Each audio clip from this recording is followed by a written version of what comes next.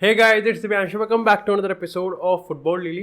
और आज के एपिसोड में जो सबसे पहली अपडेट आती है ना, वो आती है हमारी मैनचेस्टर यूनाइटेड से, जहाँ पर एरिक टेन हैग ने आज मीडिया को कन्फ्रंट करा था और यहाँ पे एक प्रेस कॉन्फ्रेंस होल्ड करी थी और काफ़ी सारी इंपॉर्टेंट चीज़ें उसने बोली। लेकिन हम उस पूरी प्रेस कॉन्फ्रेंस के जो सबसे हाईलाइटिंग पॉइंट्स है ना, उन पे यहाँ पे सबसे पहले बात करेंगे। और एक बहुत ही बोल्ड डिसीजन, यानी कि मैं कहूँगा कि एक बहुत ही अनपॉपुलर डिसीजन जो कि फैंस, जो कि हम देख भी रहे हैं, जिसके रिगार्डिंग जो फैंस का रिस्पॉन्स है वो बहुत ज़्यादा मिक्स्ड है, या फिर मैं तुम्हें सही बताऊं तो एक्चुअली में काफ़ी ज़्यादा नेगेटिव भी है। और वो आता है यहाँ पर कैप्टनसी को लेके। अब देखो यार, अगर ये रोनाल्डो वाला पूरा किस्सा ना होता ना, तो डेफिनेटली मेरे को लगता है कि इस पूरे स्क्वाड को लेके जो सबसे बड़ा फैक्टर और जो सबसे बड़ा रोल होता है ना, वो कैप्टनसी का होता कि भाई कैप्टनसी चेंज करनी है। बट ये रोनाल्डो और यूनाइटेड की सिचुएशन ने पूरा सर्कमस्टांसिस सिनेरियो ही चेंज कर दिया।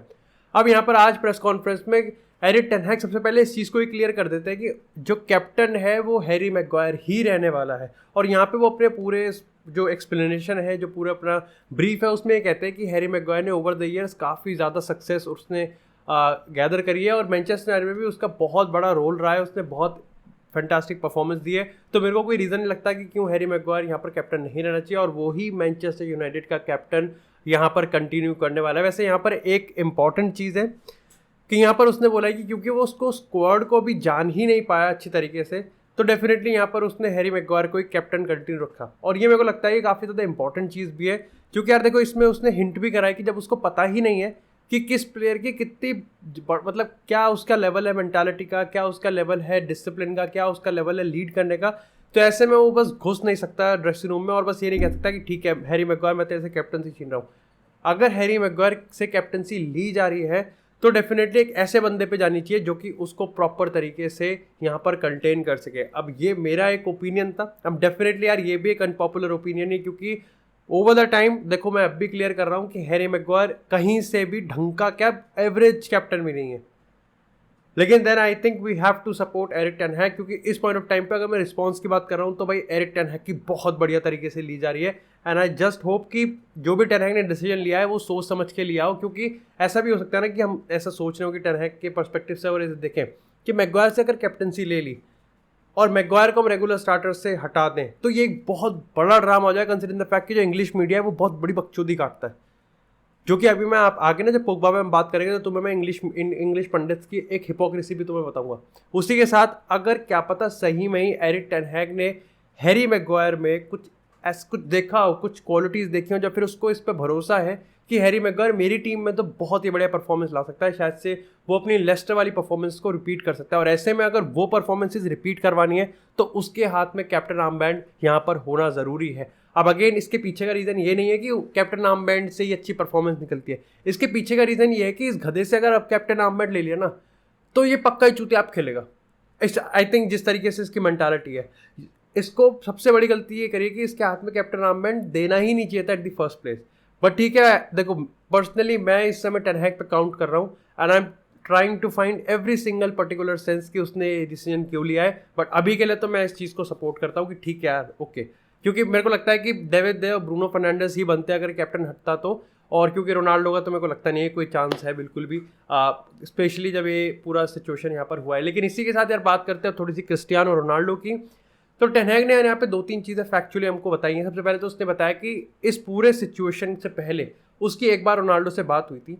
उसके बीच में रोनाल्डो ने कहा कि जो उसके और मेरे बीच में बात हुई है वो पब्लिक में नहीं आएगी, क्योंकि वो सिर्फ हमारे बीच की बात है। लेकिन हमारे बीच में एक बहुत ही अच्छी कॉन्वर्जेशन हुई थी। साथ ही साथ रोनाल्डो ने मुझे ये नहीं बताया कि उसको मैनचेस्टर यूनाइटेड को लीव करना है। इसी के साथ उसने ये भी बताया कि जब से ये सिचुएशन हुई है ना, हमारे बीच में एक बार कॉन्वर्सेशन नहीं हुई है, और क्योंकि वो यहाँ पर नहीं है because of its family reason, तो उसको हमने इंडेफिनेट छुट्टी दे रखी है।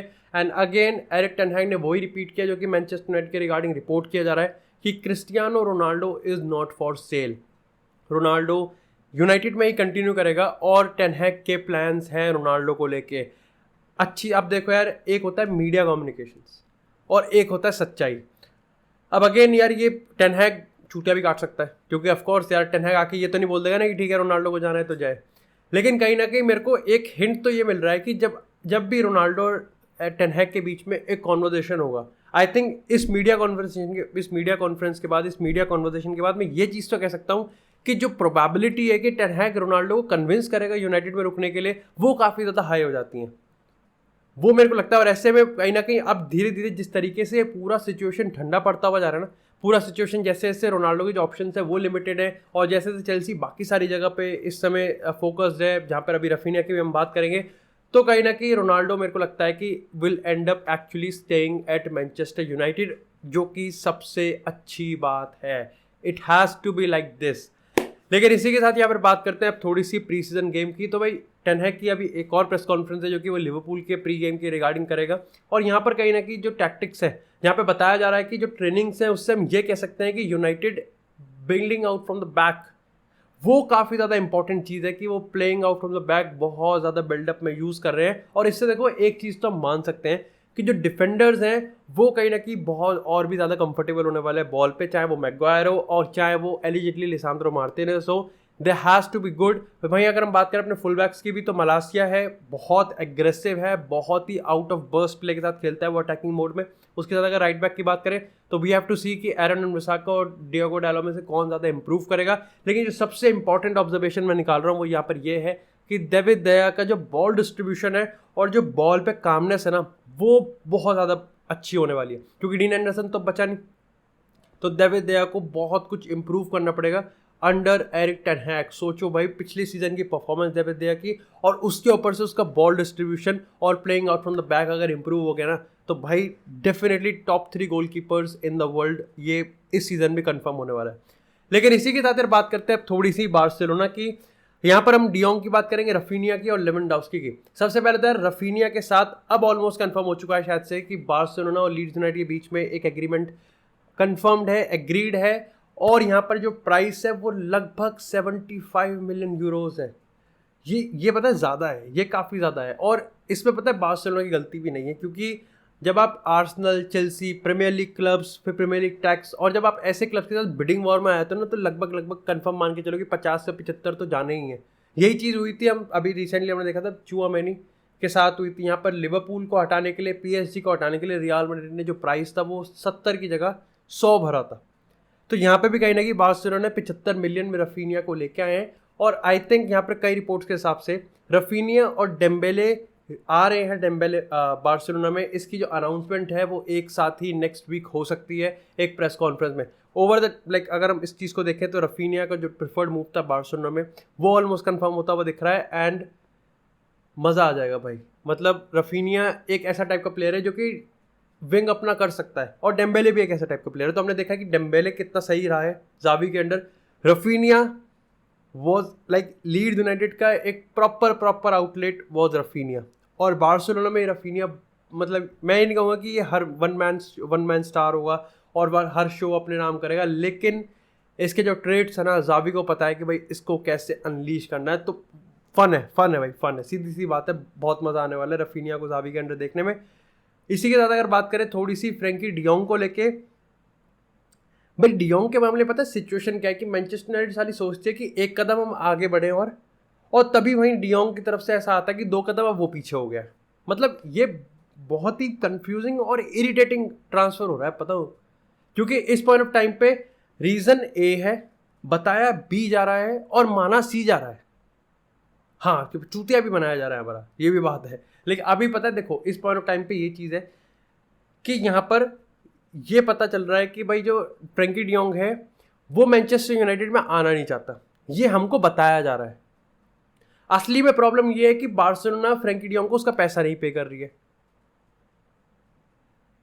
तो ये मेरे को समझ में नहीं आ रहा कि इसका सॉल्यूशन कैसे निकलेगा, क्योंकि यहाँ पर एक सॉल्यूशन जो मेरे को लगता है कि बार्सिलोना समझ रही है वो ये है कि फ्रैंकी डियोंग पे कट ले ले। हाँ, वो कैसे पे कट लेगा जब वो सामने से ये बोल रहा है कि तुम मेरे पैसे कब दोगे, या मेरे पैसे तुमने अभी तक क्यों नहीं दिए, या तुम मेरा क्यों यूज़ कर रहे हो।